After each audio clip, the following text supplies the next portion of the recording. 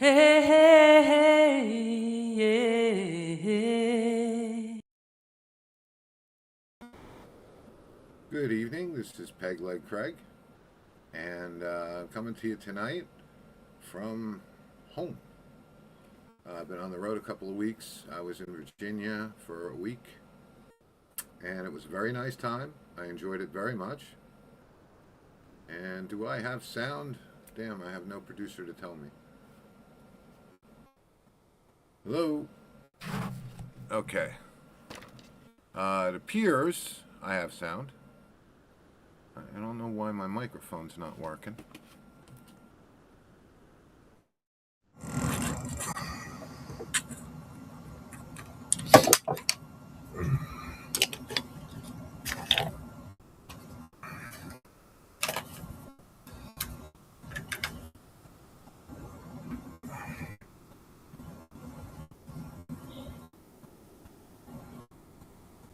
Okay. Nope, not yet. Try something else.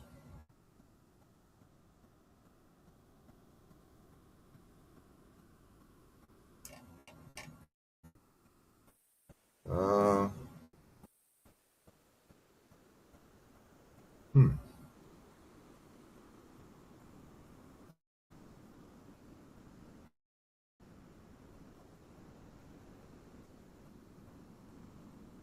Uh,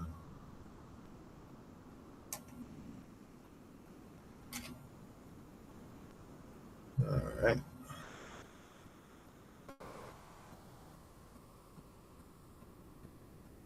Sorry, sorry for the technical difficulties.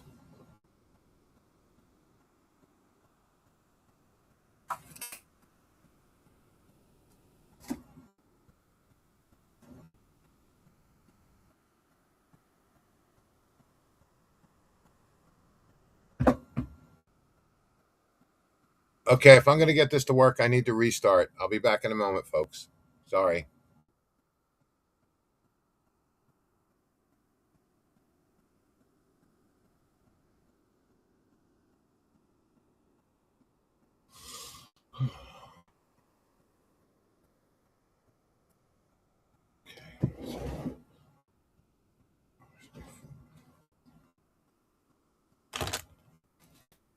I found my phone. Could have done it all at once.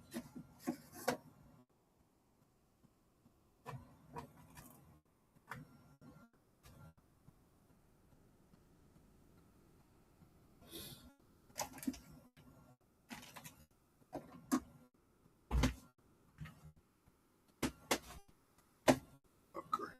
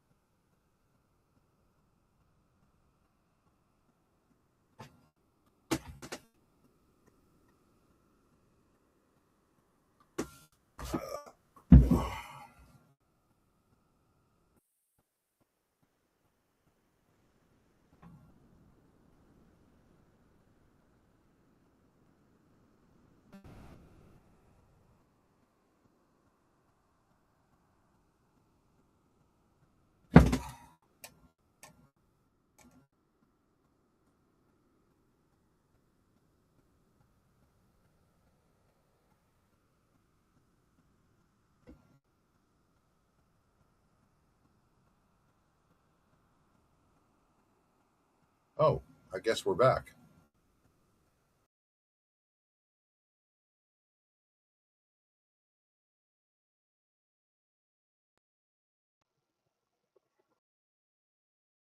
Okay, I guess we're back now. This is Peg like Can we come in here, right? I wanted to discuss Tucker Carlson. I see him as becoming more and more of a problem now because it seems like he's, gotten to that place mentally where he just doesn't care anymore. All right.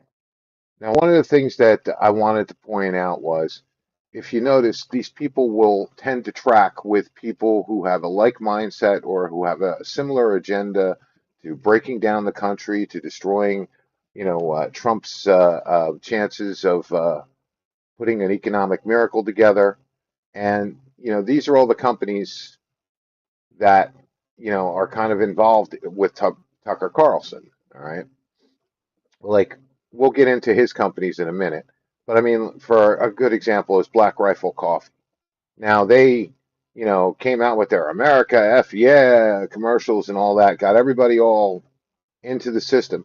And then when it came time to defend Kyle Rittenhouse, who, has created his own problems for himself, I'm not going to say he hasn't, but still, what he did was defensible, and they didn't want to be bothered commenting. So, and they didn't like the fact that he was wearing one of their T-shirts or something. So, I mean, we know who Black Rifle Coffee is. When push comes to shove, we can never count on these people, to come through for us. They will always let us down. They will always leave us, abandon us when we need them the most. So that's one right there. Then another one of his sponsors is Stopbox USA. This thing is a joke. Now they stopped short of calling themselves a gun vault, okay? But there's only 4 combinations to open one of these. All right. So I don't know what it's supposed to be or what it's supposed to be for, because even a child, if they press down on the one button and they just push a few buttons back and forth, it only takes a sequence pushing of like 6 buttons and the stop box is open. So they would have access to your gun. They go out of their way to say that they are not a gun safe. Okay. I'm going out of my way to say they're not a safe place to put a gun for any reason. That's my opinion. Thank you. So Stopbox is another one. So they're basically, a shady company with an iffy product, and of course they're financing Tucker Carlson. Now with something like that, a lot of accidents could happen. So okay, now Good Ranchers. Good Ranchers is another one of Tucker Carlson's sponsors. Now what they are supposed to be is a all-American beef manufacturing company that's, supposed to be very ethical, no penicillins, grass-fed until death, you know what I mean? Not just grass-fed and then the 30 days before slaughter, they bring them inside to fatten them up with, steroid grains and other, you know, bad stuff. No, it's grass-fed, right? But here's the problem. They've had a number of complaints, about their transparency, all right? They don't have any like they don't let you go at farm level to view their product in action when it goes from farm to market and the process thereof. So there's no way to know what they're doing behind closed doors. You could maybe have the meat tested, I suppose, but the FDA is not going to go that far, because even in that state, it would still be better than most of the meat that you do buy, because a lot of the meat that you do buy is horribly processed. But again, they're another shaky business. They also gave Trump a lot of problems about giving favorable nation status to Argentina to import beef from. But there was a reason for that, because it had to do with a diplomatic relationship.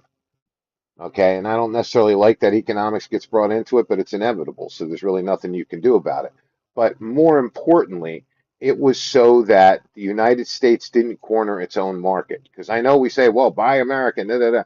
If they know that they are the only market, they don't have to fight any importers at all, then what's going to happen to U.S. beef is you're going to have price monopolies going, you're going to have source scarcities. Okay, and eventually what you will have is them entirely controlling the American meat market. And the American meat market doesn't have the kind of standards. Our FDA doesn't have anywhere near the kind of standards that they offer in Europe, even in some of the places in the Middle East, uh, Eastern Europe for sure. They have high standards for beef. We don't have any such standard. And basically, you know uh, um, what good um, Good Ranchers is trying to do is they're trying to set up a market where you only can buy through America and you can't get any beef from outside America, and that's it. And then once they get it like that, then they control the market. They can do whatever they want. Then suddenly they'll start introducing this and introducing that and whatever else. And there's nothing you can do about it because they have the market entirely cornered. Yes, I'm a big fan of buying American beef. I buy American beef. I buy grass fed. I forget what the terminology is, but it's grass fed until death. All right. So it's not just grass fed until they get pulled into the pre-slaughterhouse for 30 days. Um, and they're prairie fed. So, that's the kind of beef I do buy. Uh, Now, there's also been like problems with their customer service and their subscriptions. All right. Apparently, if you buy through them on a subscribe basis, it is one of the most difficult things in the entire world to separate yourself from them. That's why I say when you're dealing with new companies, okay, the best way to make monthly payments to them is to buy a specific card. All right, a prepaid card. Anyone, I recommend Western Union, but people do all kinds of different ways to do a Chime, a Green Dot, and several others.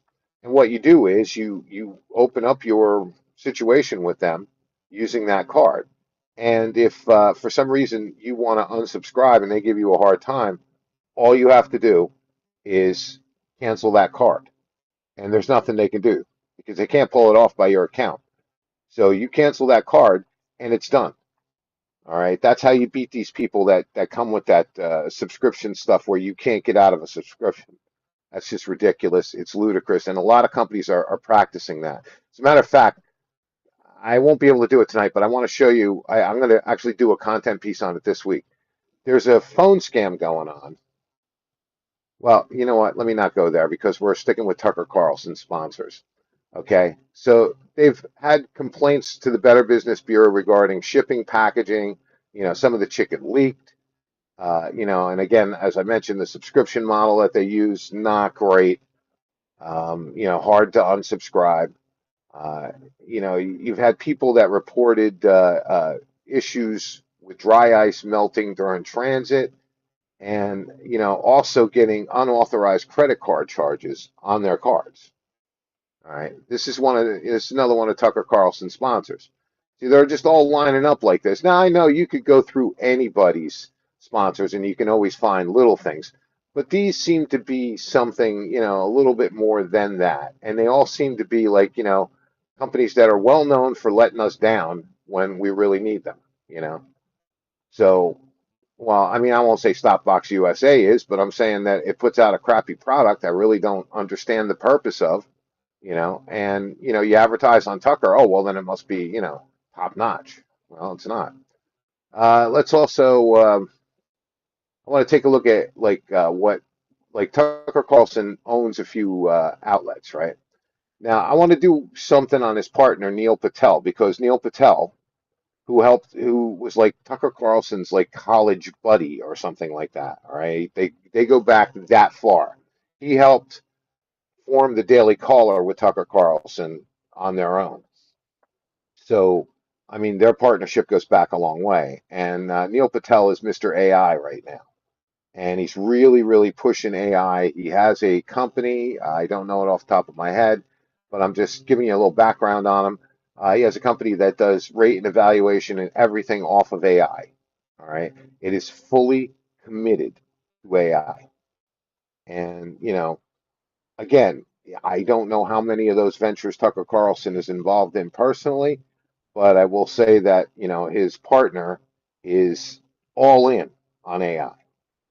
So, that's something else that needs to be looked at too. I mean, we have to kind of see where the dust settles in this AI war and what kind of AI we get at the end of it. But, it's he's a player to be watched, definitely. He also has um, Alp, I think it's called. Is it Alp? Yeah, yeah. It's like a counter to Zinn, Philip Morris's Zinn, and it's like nicotine pouch. You know what I mean? Like you put it in your mouth and it eliminates the need for nicotine. Personally, I think gum is better for that, but neither one of them helped me quit smoking. So, okay, so he also is part of, he actually pretty much outright owns, um, what is it, Battalion Metals, and he built it with North Dakota business dealer Chris Olson. Okay, they sell gold, silver, platinum products, and the company's non-existent actual office really is the Battalion Bunker. It's got futures, I believe, and IRAs and other things. So Tucker Carlson has got his fingers in the financial markets too. Now, there's a reason why a Tucker Carlson would want President Trump to fail because the inventory that he bought, to fill battalion metals is constantly increasing in value with all these wars. You've seen what happened to gold and silver prices. The higher up he can get it, the better.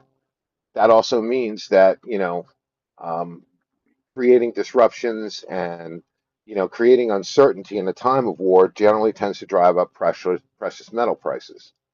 I sold precious metals for a number of years, gold and silver primarily.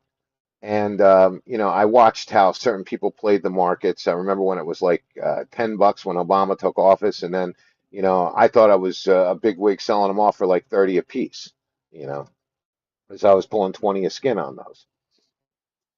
But anyway, it's good for his business model, if Trump fails. Because the more Trump fails, the higher precious metals go. Because right now the stock market is in uncertainty. And again, I know people called for this for years, I mean, like insanely for years, just as many times as they've called for the demise of the View, and Kathleen Kennedy was going to leave Disney, she finally did, but all the years they were doing, it's got to be today, it's going to happen soon, it's going to happen right away. Well, this is the same kind of thing. All right. Precious metals market is exploding right now. And all it would take is one financial crisis. And there is a big financial crisis with our national debt and the value of the dollar. If the value of the dollar suddenly tanks, then the value of gold and silver is going to go through the roof. So they're dependent on Trump's economic failure in some precious metal markets. And now, mind you, these are companies that have their own way of doing things. There are plenty of other companies that are in the precious metals market that are more interested in building a strong base for it so that it becomes a safe place to invest money because you don't really buy gold and silver to make money. I mean, it happens, of course, and I mean you do buy it to make some level of money, but you're not usually talking about the kind of margins that you're talking about now. Some of the people that bought into silver and gold, you know bought into it at either hundreds or thousands of dollars cheaper, than what it's worth now, you know. So you have to kind of watch. And again, Tucker Carlson has thrown all caution to the wind. I mean, between him getting behind Thomas Massey the way that he did. Now, again, okay, support who you want, Thomas Massey, whatever.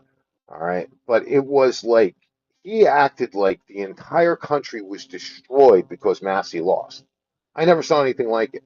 And then, I mean, is Alex Jones worthy performance of his apology to America, for um, influencing them to vote for Trump. Like he's really that important. I mean, these people don't understand that even the most popular ones among them, and he was the most popular, you're maybe at best have the power to shift 1-2% of the voting populace. So, oh, okay. Sorry, I'm frozen on the screen, am I? Okay, let me try and refresh this.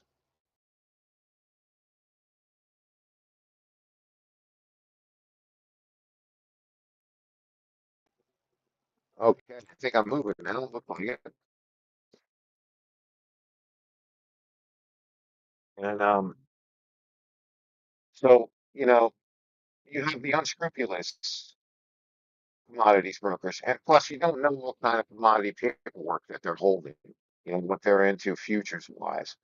And also market predictions. There are a lot of different ways that gold, silver, oil, these are all commodities. That's the way that they're sold. Right now you have Russia in a war. When Russia's in a war, the price of palladium goes, skyrockets, because that's what Russia uses, to build everything from its cars to its tanks, and even airplanes. So actually some of it is in bombing equipment. So, palladium, is another big deal. And that's something that a lot of brokers wouldn't have told you. I told people ages ago, when the Ukrainian war started, I said, invest in palladium. That was, like I kept telling them, invest in palladium. I told my friends to invest in palladium. Thankfully I had one that listened, and he prospered very well during that. Matter of fact, doubled his money. So with a substantial investment. So that's good. So Tucker Carlson is in the metals market. He's in the nicotine market. Okay, he's basically providing financial services. In a sense. As far as going with commodities goes. And he's still in the news business. So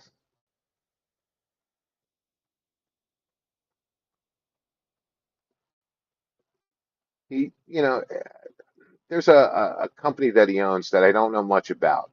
And I tried to do some research on it before the show here, and I really couldn't get what I wanted to, get to the real paperwork behind it. But I think it's 1789 Capital. All right, and that's Tucker Carlson's brand. I believe that is like a kind of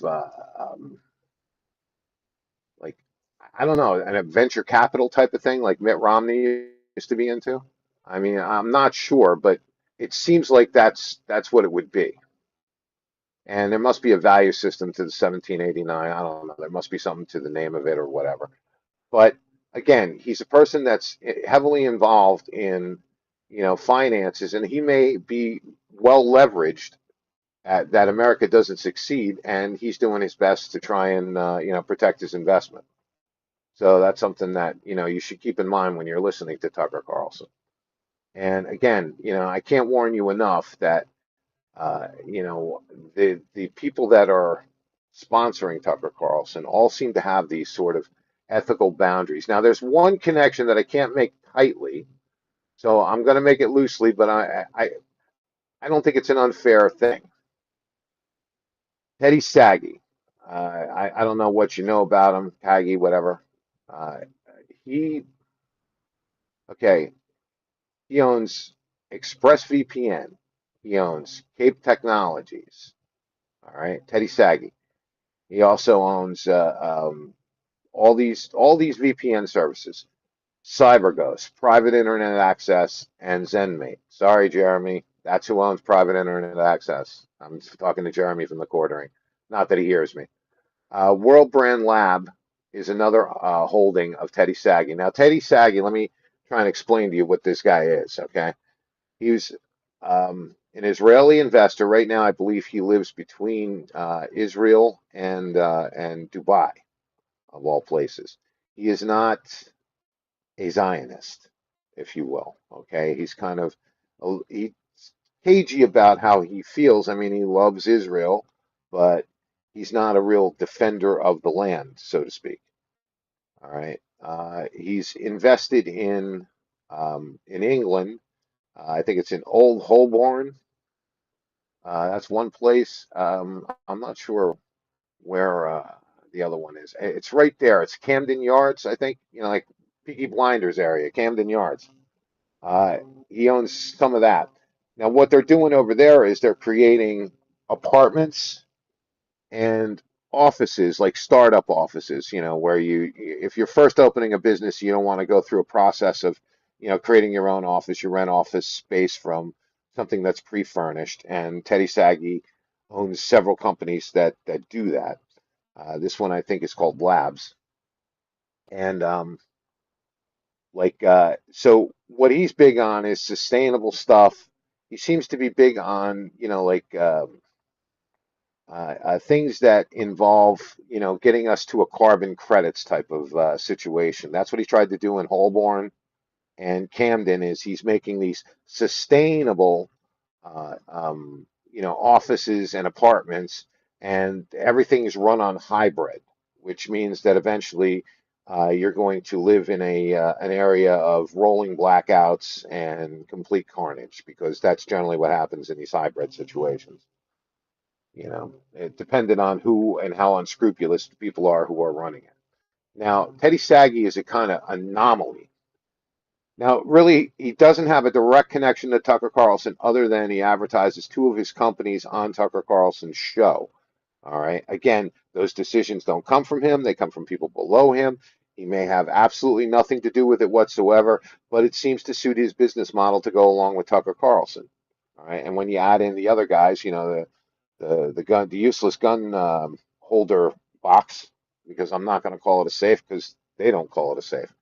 And Black Rifle Coffee, the useless pro-American coffee company.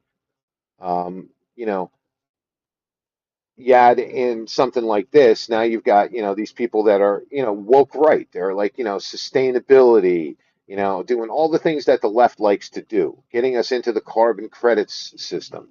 New Jersey is probably about an inch away from getting into that, because I know that our governor, Mikey Sherrill,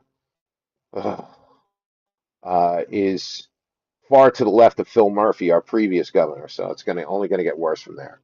But getting back to Teddy Sagi, all right. Teddy Sagi is a guy who, in the 1990s, he was charged with like market abuse, like uh, it was. It's basically aggressive trading behavior, right? According to, I think it was Medium magazine, right?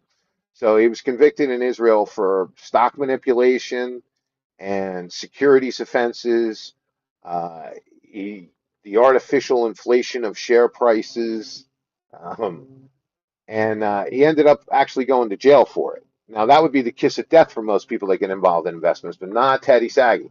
Oh no, he came out of jail and he managed to find a way to navigate around being a CEO and all this other stuff to constantly own companies. And I believe it was, what's that company? Play something. Let me see if I can find it in this article. Play Playtech. Okay, Playtech he used to acquire companies that he had already bought or already had a stake in, so that he could leverage off of the people that were invested in Playtech, because he took it to a public offering. All right. And, pick winners and losers that way. Now, mind you, it did kind of blow up on him, but in the end, it really didn't, because he's made a gazillion dollars, just buying and selling companies. He's one of these people, they're basically a corporate raider, but he has a very different system of doing it. All right. He owns the company, but there is no CEO, or he'll have a puppet CEO in place, possibly. I don't know, because I haven't studied the inner workings of all those companies, because there's so many that he acquired using Playtech, and it was like a consortium. He built some kind of a holding company that bought companies using Playtech. So he's I'm not going to say he's an unscrupulous businessman. I don't think that he's done anything illegal that I know of or that I read of, but I will say that he found a loophole around something that would have been career ending for people to have, been involved in aggressive trading in the 90s and actually served jail time for it. All right. So he must have probably plea bargained that jail time so that he could get the ban lifted on him being able to do certain things. But still, even with that, with the veil being lifted slightly, you can't be, I don't think, a CEO if you've ever been convicted of a financial crime and done time, as far as I know. Now, that may be just limited to Israel. That may be part of reciprocal practices between nations that trade with Israel. That's entirely possible. But it seems to me like Teddy Saggy has a little bit on his mind about Israel, and he kind of wants a different Israel. I think he loves his country. I just don't think he loves the way it's run. And listen, that's a matter of opinion for a lot of people because I'm not a real big fan of the government there either. But at the same time, I'm not a fan of subverting it either. I'm a fan of the democratic process. In America, we are a representative republic. In England, I mean, in Israel, they're a democracy, and they basically, as far as I know, I mean, their government is very complicated between the Knesset and the prime minister and whatever else. But it's a complicated form of government. But like I think they want to get a softer guy in there, you know, because Israel isn't really what you think it is as far as general populace goes. Yeah, you have a fundamentalist Jewish population, Hasidic Jews, various forms, various tribes of the Hasidic Jews, and then primarily the rest of the country is secular. They're not religious almost in any way, shape, or form. They're just live different lives outside of that. But that all being beside the point, I think Teddy Saggi is one of those guys who wants, a change in Israel, and he's supporting countries like England, where there wouldn't be investors to go into Holborn and Camden and other places in England because of the conditions that the British have created for themselves with their, unscrupulous immigration policies and their, very selective law enforcement, in my opinion, going on over there in England. So Teddy Saggy's adding to the carnage there. He's adding to the wealth of Dubai, which is, I hate to say this, but Dubai is like the biggest sham the world has ever been sold because it's just a place where they keep building, things that are amazing to look at, but it's not a place that is designed to really be sustainable in any way. Everything in Dubai is basically imported. It produces very little of, anything that it needs. And a city like that can easily go down, in world conflicts and wars and things like that, where you can't get exports to different places, and whatnot. That's what kind of would happen to Dubai. Also, Dubai runs on an economy of, you want to talk about making a comparison between illegal aliens here and aliens that are allowed in Dubai. Okay, there is no comparison. I mean, I encourage you to look it up on YouTube. Watch a couple of videos about the peoples of Africa in Dubai and see how they're treated.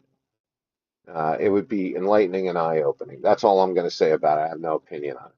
But anyway, what I presented you here is, just some of the characters that are, back in Tucker Carlson, and, it's pretty obvious that Tucker Carlson is kind of, given way to Qatar. He bought property there.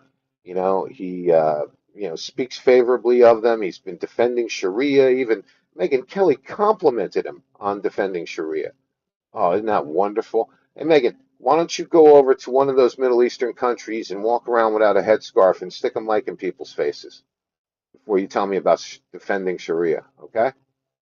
Because I even remember Hillary Clinton, Michelle Obama, they were all wearing, headscarves over there. So, you're Miss, feminist. Well, let me see you reconcile the two things. That would be interesting. And don't hide behind it's cultural because you've called it out on numerous occasions when it was convenient to your career. So anyway, that's what I'm saying. The circle is ever tightening with these people. Megyn Kelly circling the wagons around Tucker. You got Tucker. Well, I mean, he's not really tight with Nick Fuentes, but he already gave him the platform once. Didn't challenge him once in the interview at all, no matter what he said. I would certainly challenge anybody who, remembers Joe Stalin's birthday because it's a special day for them and it makes them happy to remember his birthday. And he was a really good guy. And someone who said Jeffrey Epstein was a good guy. This Nick Fuentes is quotes. That's all I'm doing is quoting him. Okay. So, you know, Tucker Carlson has gone through some kind of a spiral right now. I always wonder with these people, are we getting the real them that was underneath it all the time, or did something happen that changed their mind? Something happened that warped their mind? Because his turn on President Trump could have been done without all the histrionics and all the dramatics that he put into it, and it would have had a lot more credibility than, how silly he's making himself look with, doing an interview with his own brother to apologize. Now, one thing I think people are calling out unfairly is that Tucker Carlson's son quit working for J.D. Vance. You know what? He closed ranks with his family. God bless him. You know what I mean? He's loyal to his family. He loves his family. Now, it'll be interesting to see if he tries to use working for J.D. Vance against Trump in some way. I don't know, background wise or whatnot. But I think it's really unfair to go after his son because, again, if it were my father and my father had an issue and, I'm kind of involved in the issue, well, then I would have done that. So, for now, anyway, until he proves himself to be something otherwise, right now, Tucker Carlson's son is just a loyal son. Um, I like to be fair in these assessments. And I mean, as far as the other ones go, you know, I wouldn't even worry about them. I mean, JP Sears has never really been much to begin with, and he'll never be much to begin with, to end with, So, he's just sinking his own ship, just a little at a time. Again, stop calling for the demise. They're absolutely destroyed. Their career is over. All that stuff. That just makes us look like idiots. All right, like all those gaming guys that want to all gang up on Jeremy on the quartering now, right? How many times? Oh, this is definitely going to be the end of Kathleen Kennedy this time. Oh, yeah, this is it. Oh, people will never like this. Like the Barbie movie. They played the wind blows game with that a little bit, but in the beginning they were like, oh, the Barbie movie's never going to succeed. This is when you go back to before it was released. All right, when the early parts of it came out, the early leaks of the script and whatnot came out. It'll never do anything. And it turned out to be $1 billion movie. They were calling for Kathleen Kennedy's head every day. What happened? All they're calling for Kevin Feige and, and so on and so forth. Kurtzman, whatever else. They never made any of that happen because they don't have the power that they think they have. All right. And that's the same thing with Tucker Carlson. He doesn't have the power that he thinks he has. He maybe can move possibly 1% of the electorate, maybe. And that's if, he's at his super popular best. But that's about it. That's all the influence that he actually has. All right. So you have to remember this when we're putting so much credibility into what this is saying or how important the war is, war of words between Trump and Tucker or Trump and this one and that one and the other one. Trump can shift an electorate.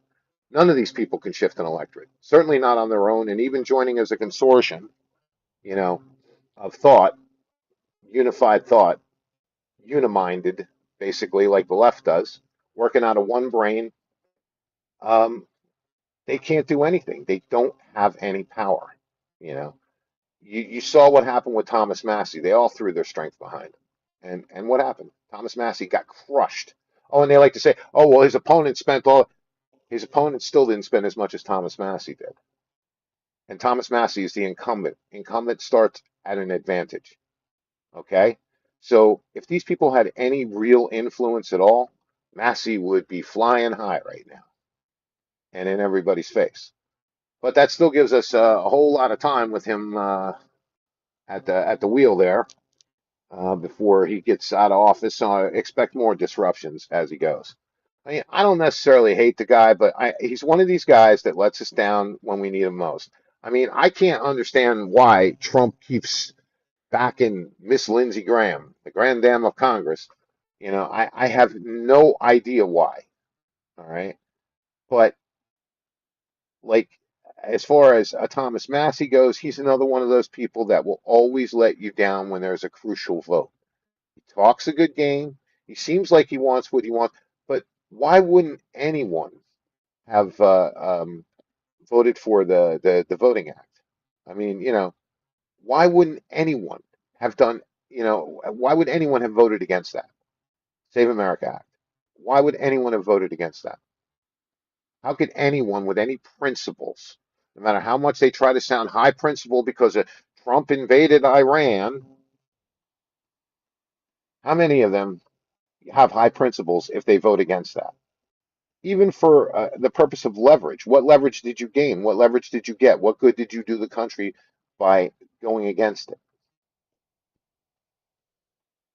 So what you see here is they're closing ranks around people that, seem like they're on the right, but aren't really. Now, we Christians, we're used to these kind of people. These are the wolves in sheep's clothing who come to us with prosperity gospels and,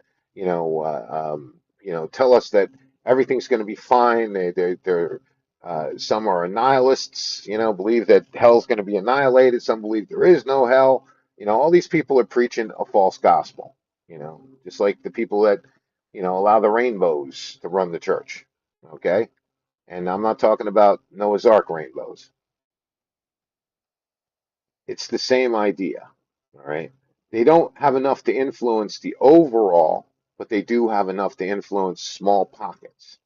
And those small pockets can become dangerous if, they're deceived. So let's not be deceived by these people anymore. All right. Just see the kind of people that, that kind of back Tucker Carlson, and you can see that they're people that don't like Trump, you know, and they're people that maybe don't hate America, but they want a different America. They want an America that looks different than it does now. They don't want to see faces like mine or even faces like their own when they look in the mirror. They want to see more and more of the demographics shift because once the demographics shift, then you get a much more left wing, in their opinion. What they don't realize is it's a very generational thing because usually after one or two generations here, they start becoming more conservative. It's just a fact. And I don't think that they quite understand how that's going to work, especially when you have certain cultures mixing and you have certain cultures that demand assimilation of other cultures. Now, we may be a little bit soft, and all you Texas boys that are, talking a good game right now, well, you got creeping Sharia all over your state. So don't come talking to me about Jersey until you fix your own stuff. You know what I mean? And it's nothing against anybody. I know there are, some, fine people out there that are, going to do what's right and, fight against this.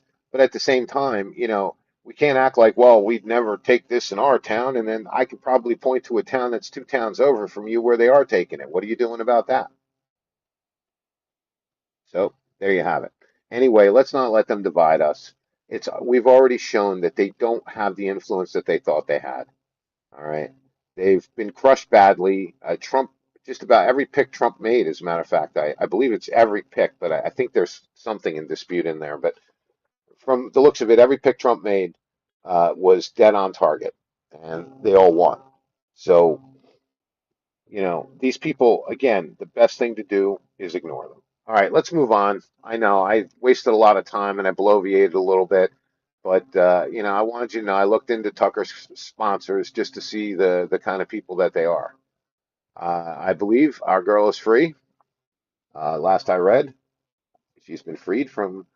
She got clemency from the governor finally, who hid his head in the sand until after the court overturned her sentence. They didn't overturn her conviction, but they did overturn her sentence. Now she's out there and she's free. I want to thank everybody for their prayers. I want to thank Jesus Christ, our Lord and Savior, and God the Father for freeing her from prison. And I hope the Holy Spirit guides her in her days to come from here, outside. She's 73 years old and she's back with her family finally. But it's good to see something that we prayed over. And we never gave up on Tina Peters. We stayed with it the whole time. I know I don't pick up a lot of new people because there are certain people I just want to kind of see through. All right. And I don't want to pick up a whole bunch of them because then this segment becomes too long and then everybody stops caring. So, Tina, God bless you. Anything we can do for you, we're here. Another prayer we want to say again is for DJ Daniel. He's doing fine, as far as I know. And his father, Theodius Daniel, is a good man in Texas, trying to, give us a little bit of strength and hope in Texas and trying to keep creeping Sharia, to a minimum. So if you can get on Twitter and support Theodius Daniel, that's DJ Daniel's father. Please look up his account. That's all you have to write is Theodius, right? Theodius Daniel, and it'll take you right to him. He's a blue check mark. Um, and also, if you want to cross-reference it, just check it against DeVry DJ Daniel's account, his official account, and you'll see it there.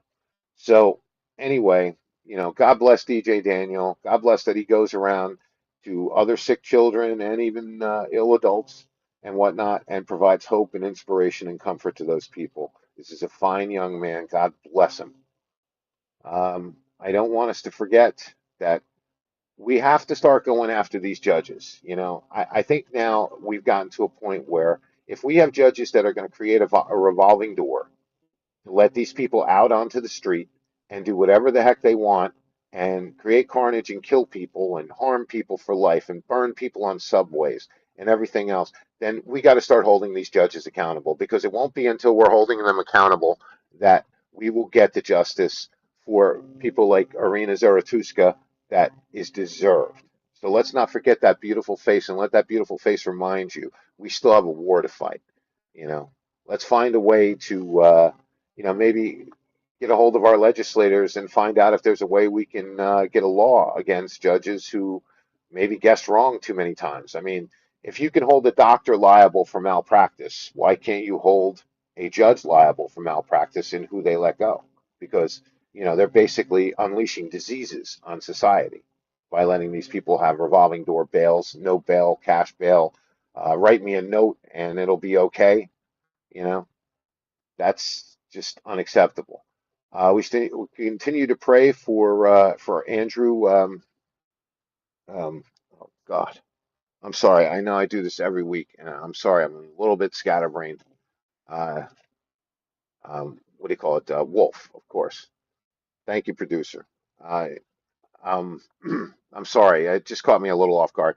Andrew Wolf, he is doing well. I believe that he had some kind of a minor setback, but it wasn't anything real big. And he's, like I said, he's doing amazingly well, and he still needs our prayers. So pray for him and his family. They've been through so much stress and so much trouble, and they're going through so much now, trying to help their son, cope with life as it is for him now. So let's pray for these people. Let's remember that the love of Jesus Christ and the healing blood of Jesus Christ isn't just a physical thing, it's a spiritual thing. And that's where I think they need their most nourishment right now. And I apologize for forgetting his last name. How I could forget his last name, I have no idea. But I have some memory issues. And actually, I remembered a whole lot of stuff on that Tucker Carlson thing. I'm even amazed. I know I didn't impress anybody, but I sure as heck impressed myself. All right. So anyway, I'm going to close out the show here. I haven't got much else to say. I will show you some stuff. I went to Virginia for a week. We went to the aquarium. We went to the Naval Museum. I mean, not the battleship, whatever museum. And we saw a few things around there. It was very interesting. It was very nice. Virginia, by comparison to Jersey, I cannot believe how kind, sweet, and nice the people were there. They were absolutely fantastic to us, and we really appreciated our stay there. I don't want to say where because I don't want somebody egging the place, because I liked it. So anyway, I'm going to ask you guys to please pray for me, because I'm praying for you. And let's pray that we can bring America back together. I know that we are fighting a whole lot of stuff right now, okay? And I realize that there are a lot of things that are trying to divide us, but just remember that at the core of that is the devil, all right? Don't let the devil win. Don't let him divide you. Don't let him take you away from the Christian that you are in your heart. All right. Believe in your Lord and Savior Jesus Christ. Make him your priority. He is your politics. He certainly is mine. All right. And from there, let's remember that we're dealing with people that may be less fortunate than us in some ways intellectually, or they've been brought up in such a way as to believe things that are nearly impossible, like a man having a baby. Okay, so these are people we really need to have pity on, not to hate. Okay, that's all I can say. And anyway, pray for me. I'm praying for you. God bless America, and God bless you all. Good night. Pastor Murray, can you take us out, please? This is the late Pastor Arnold Murray. And I stood upon the sand of the sea, and I saw a beast rise up out of the sea, having 7 heads and 10 horns, and upon his horns 10 crowns, and upon his heads the name of blasphemy. I'll identify these people, who they are, and what they're doing, because one of them gets a deadly wound. And the beast which I saw was likened to a leopard. That's one that changes spots. That's your Kenite. And his feet were as the feet of a bear. That'll take in Roosh. And his mouth is the mouth of a lion, his tearing, and the dragon, who? Satan himself, the old dragon, gave him his power and his seat. What again does this word seat mean? Throne. The dragon himself gives the one world government its throne. That means its power. You might wonder, many people would say, well, how could all these nations from Tahiti, from Bahrain to Egypt, Syria, Jordan, Yemen, how could all of them at the same time rise up? They got something in common, my friend. And we're talking about somebody that's going to give it a throne. Not just a seat, a throne. What happens then? Verse 3. And I saw one of the heads as it were wounded to death, and his deadly wound was healed, and all the world wondered after the beast. Who healed that wound? Well, read the next verse. And they worshipped the dragon, which gave power unto the beast, and they worshipped the beast, saying, who is like unto the beast, who is able to make war with him? The one world government, you can't make war with that. Why? There's no government to go against it. It consumes the world, but not God's elect. This is where you got to understand, and this is why you got to have strong faith, is to know as long as God is with you, who can be against you? Nobody. As long as you are armed with the sword of the Lord, the truth, and you understand what's happening in the world, God protects you. You and He make a majority, and you can count on that. You can believe it.